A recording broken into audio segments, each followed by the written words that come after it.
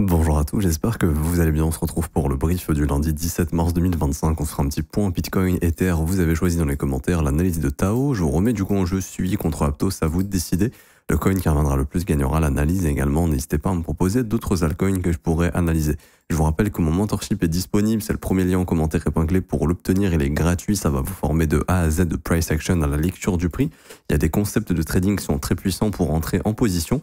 Pour l'obtenir, c'est simple. Premier lien en commentaire épinglé. Tous les liens utiles concernant mon contenu. Vous avez juste à vous inscrire sur BitGate via notre lien partenaire en cliquant sur ce lien. Vous mettez email, mot de passe, j'accepte les conditions. Vous validez le KYC, vous faites un trade d'une valeur d'au moins 100 $ sur la plateforme. Et une fois que ça c'est fait, vous êtes éligible au mentorship. Pour le récupérer, c'est très simple. Vous cliquez sur ce lien, la meilleure formation de trading crypto. Vous cliquez sur obtenir gratuitement, vous renseignez email identifiant BitGate. Vous cliquez sur recevoir. Une fois que c'est fait, vous recevez instantanément la première formation qui est Assure ton bull market comme un pro. Et quelques heures plus tard, vous recevrez la formation du mentorship tout simplement avec les 22 cours qui sont juste ici sur la partie théorie et sur la partie pratique également. Alors, pour venir sur Bitcoin aujourd'hui, alors pas beaucoup de changements pour le moment. On travaille toujours le Fair Value Gap Daily ici.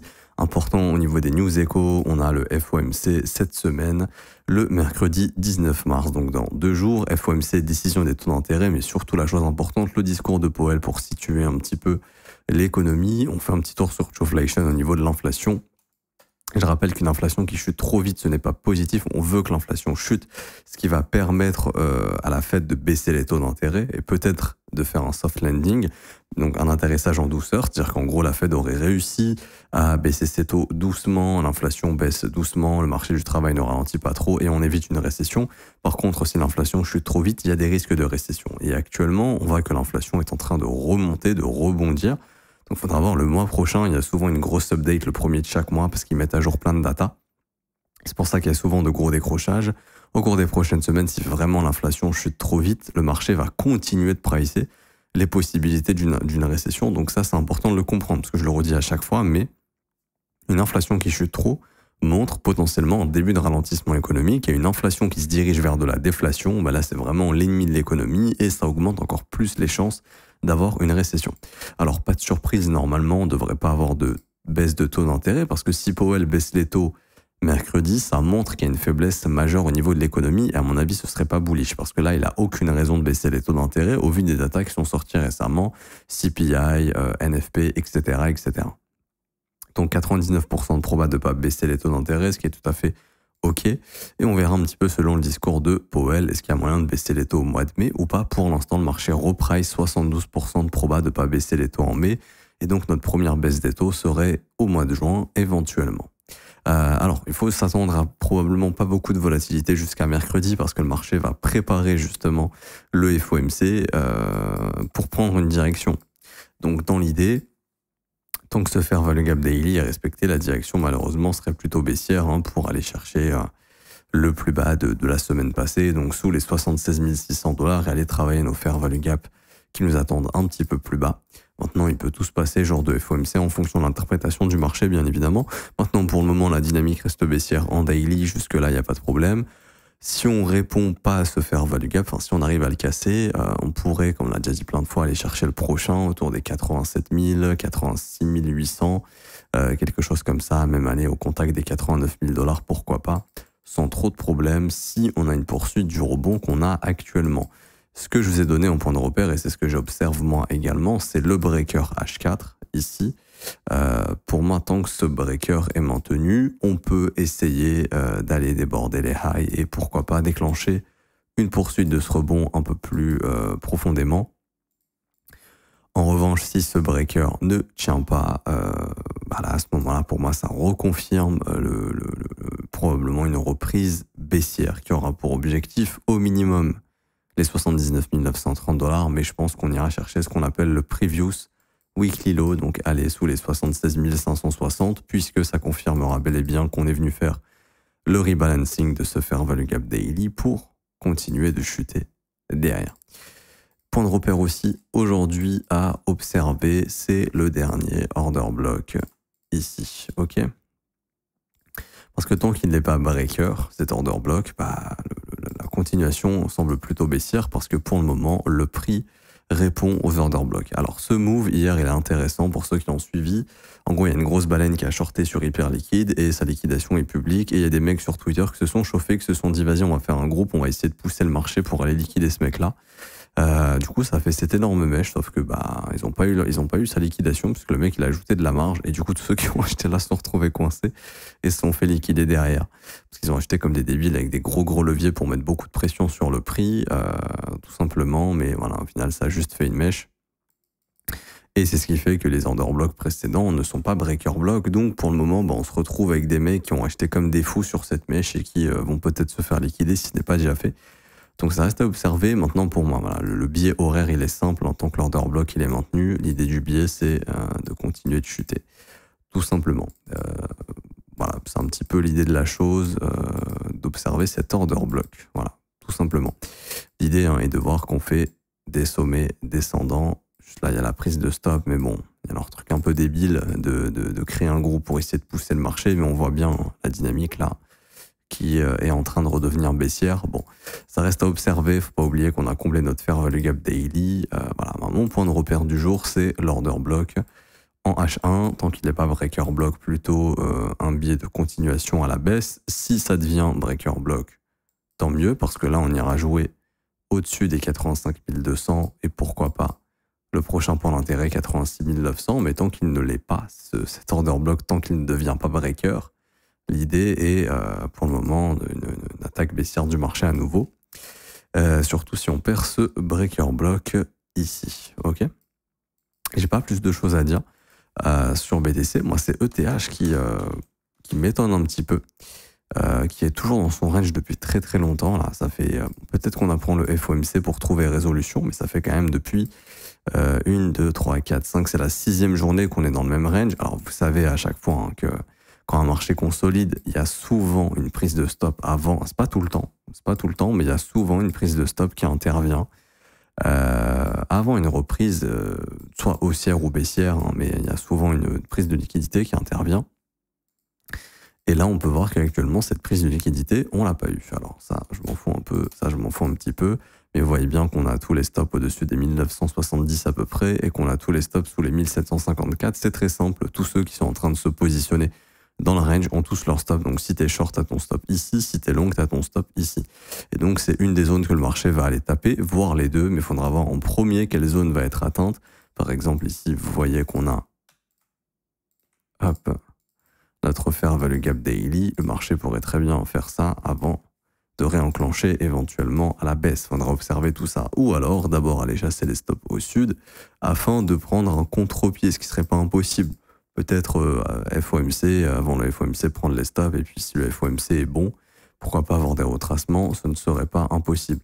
Maintenant, ça reste du range, il se passe pas grand-chose. Je le redis, mais sur du spot, on est sur des prix qui sont intéressants sur du très long terme. Alors, ça veut pas dire que le bottom est ici, et je ne pense pas qu'il soit là, personnellement.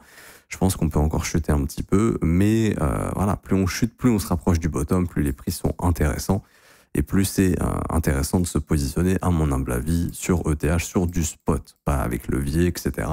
En se disant, ce truc, ça vaut maintenant dans les 100, 200 milliards, je ne sais plus. En termes de market cap, on est à combien?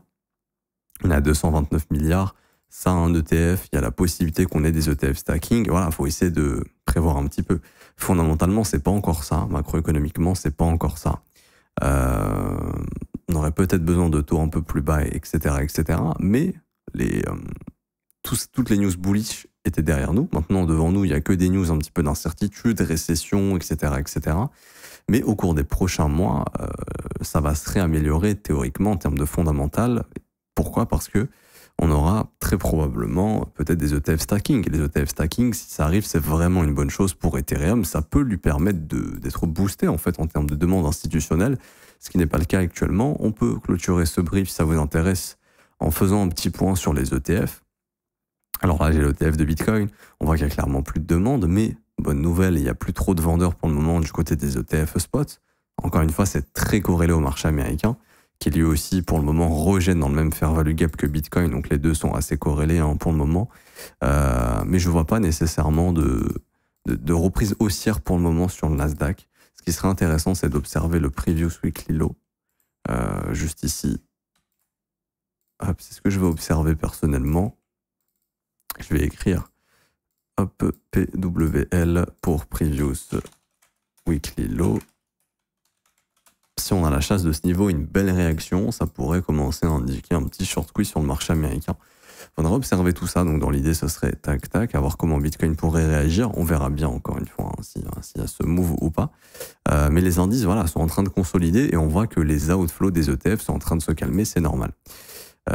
Ici, par contre, si le marché américain repart à la baisse, bon bah attendez-vous encore à des outflows sur le spot, enfin sur les ETF spot Bitcoin et donc à du flux vendeur sur le marché spot du Bitcoin, et donc une poursuite baissière. Maintenant, ce qu'on va observer, c'est également ETH. ETH, ETF, juste ici.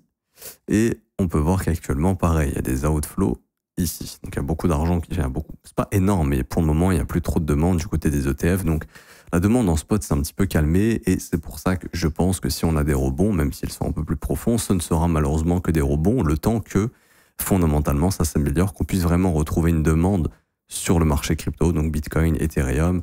Pourquoi je dis qu'il n'y a pas trop de demande? Je le vois au niveau de l'impression de stablecoin, on imprime de moins en moins actuellement, donc il y a de moins en moins d'argent qui rentre dans le marché.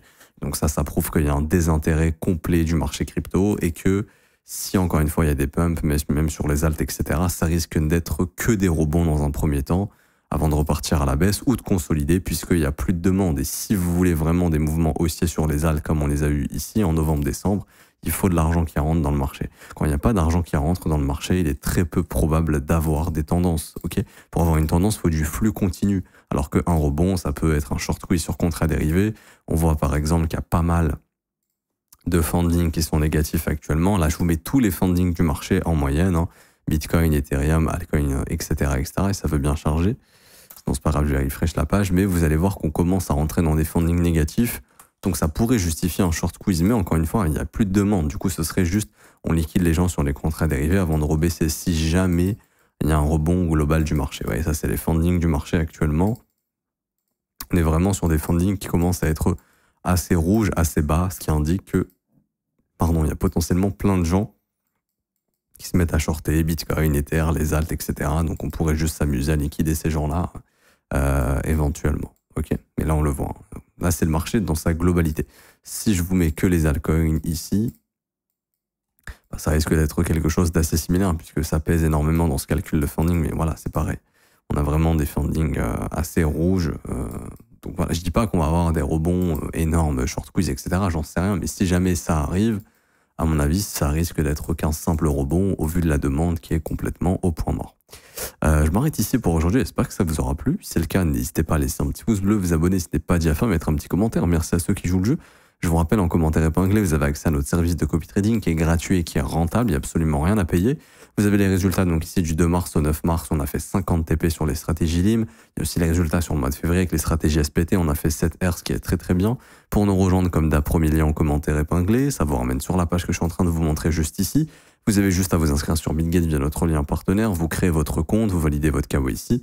Ensuite, vous cliquez sur rejoindre copy trading, vous remplissez ce formulaire, prénom, email, identifiant BitGet, vous cliquez sur rejoindre, ça prend 1 minute. Ça vous crée votre accès à la plateforme de copy trading. Ensuite, vous regardez ce lien, configurer le copy trading. Il y a 4 vidéos à regarder. 1, 2, 3, 4. Elles sont dans l'ordre. Vous les regardez dans l'ordre. En fait, ce sont des tutoriels qui vont vous montrer comment configurer notre plateforme de copy trading qui est juste ici. Une fois que tout ça c'est fait, les stratégies vont s'exécuter automatiquement sur votre compte. Pour ceux qui veulent rejoindre l'école et se former à mes côtés, ça se passe juste ici. Rejoindre mon école de trading, le but c'est de vous former de A à Z, d'être à mes côtés tous les jours, du lundi au vendredi. On analyse les marchés ensemble, on trouve des opportunités ensemble, je réponds à vos questions. Vous avez aussi un accès au Discord privilégié avec tous les élèves pour poser toutes vos questions aux professeurs et à moi-même. Et vous avez également la formation de l'école qui vous sera envoyée par mail au moment du paiement instantanément. Vous avez 19 heures de cours, 8 modules qui vont vous former de A à Z. Vous avez tous les modules juste ici. Ça va vraiment vous former de A à Z.